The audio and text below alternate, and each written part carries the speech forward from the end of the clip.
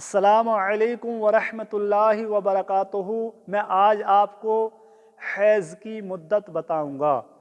यानी हैज़ की मुद्दत कम से कम 3 दिन और 3 रातें हैं, यानी पूरे 72 घंटे।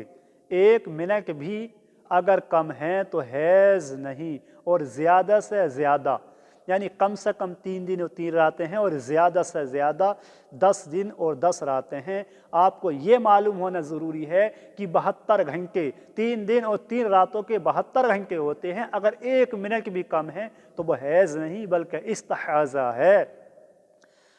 72 घंटे से ज़रा भी पहले ख़त्म हो जाए तो हैज़ नहीं बल्कि इस्तिहाज़ा है। हाँ, अगर सुबह को एक तरीका ये निकलता है, अगर सुबह को किरण चमकते ही शुरू हुआ और 3 दिन 3 रातें पूरी होकर किरण चमकने ही के वक्त ख़त्म हो जाए हुआ तो हैज़ है, और उस सूरत में 72 घंटे पूरा होना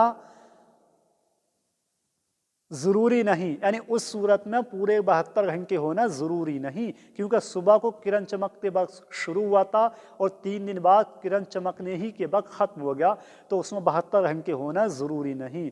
अलबत्ता किसी और वक्त शुरू हुआ तो घंटों ही से शुमार होगा। आपको ये ज़हन रखना है, सुबह के अलावा और किसी वक्त में अगर शुरू हुआ तो घंटों ही से शुमार होगा, और 24 घंटे का एक दिन रात लिया जाएगा। यानी 24 घंटे का एक दिन रात लिया जाएगा। 10 दिन 10 रात दिन से कुछ भी, यानी 10 रात और दिन से कुछ भी ज़्यादा खून आया तो अगर ये हैज़, आपको ये ज़हन रखना है, 10 दिन 10 रातों से ज़्यादा खून आया तो अगर ये हैज़ पहली मर्तबा उसे आया है, आपको ये ध्यान है होना मालूम होना चाहिए कि आपको ये खून उसे पहली मर्तबा आया है तो 10 दिन तक हैज़ है, और बाद का इस्तिहाज़ा। जैसे 12 दिन आता है तो 10 दिन का हैज़, बाकी का इस्तिहाज़ा। और अगर पहले उसे हैज़ आ चुका है, अब ये मसला उनकी तरफ जाता है जिनको कई दफ़ा हैज़ आ चुका है।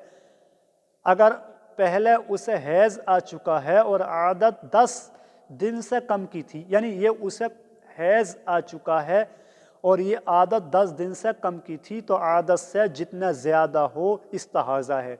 यानी जितनी आदत थी इतने दिन हैज़ में लिखे जाएंगे, माने जाएंगे, और बाकी इस्तिहाज़ा है।